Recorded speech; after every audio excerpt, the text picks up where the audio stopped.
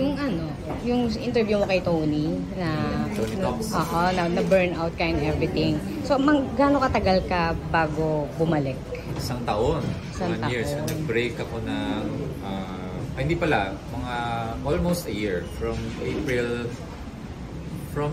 2017 hanggang early January 2018. Pero hindi ka nagkaroon ng apprehension na baka may babalikan kaya ako? Gusto pa kaya nila?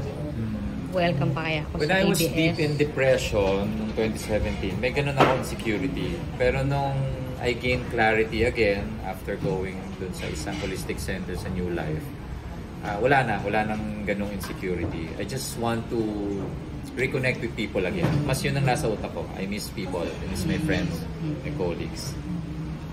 Tsaka secured ka naman na you have talent talaga. Faith din. Okay.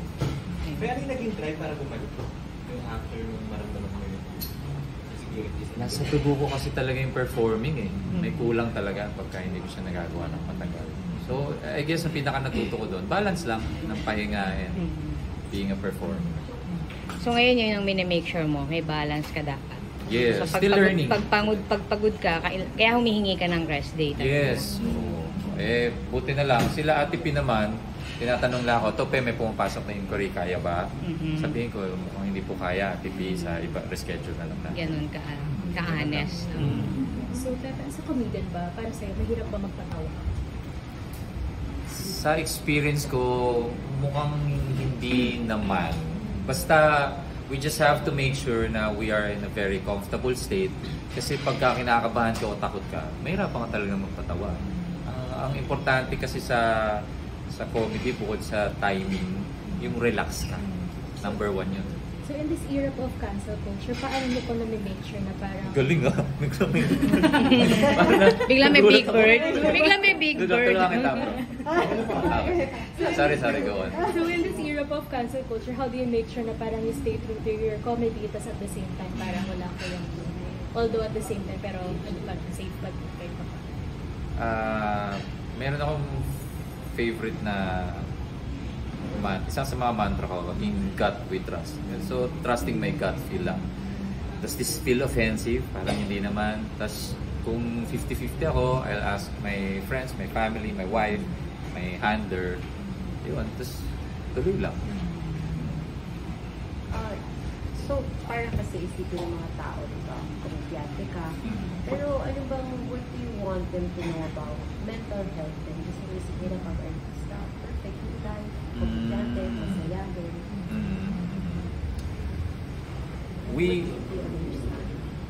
It's a combination of medyo weird pero understanding your boundaries but at the same time knowing that you can be limitless if you want na meaning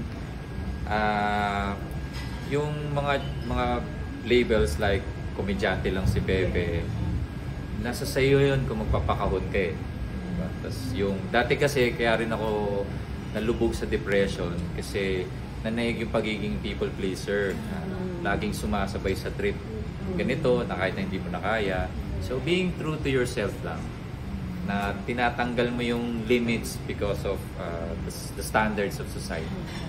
Nasagot ko ba yung tanong mo? So how did you come to terms with that? Kasi it's very hard to break out of that people pleaser. Yeah.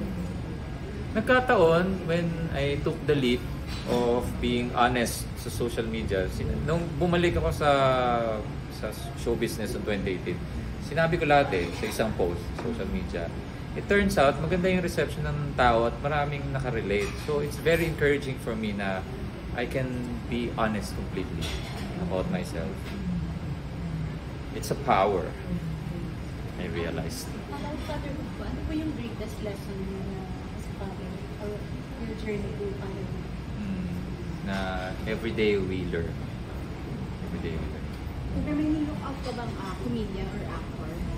Dami. Si the great Robin Williams, Jim Carrey, Dave Chappelle.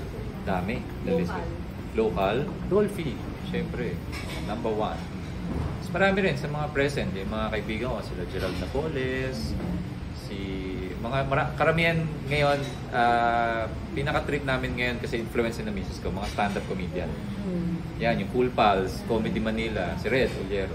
Pero ang pinaka-idol namin sa ngayon si GB Labrador. Sobrang tawa-tawa talaga kami ni misis kay GB Labrador.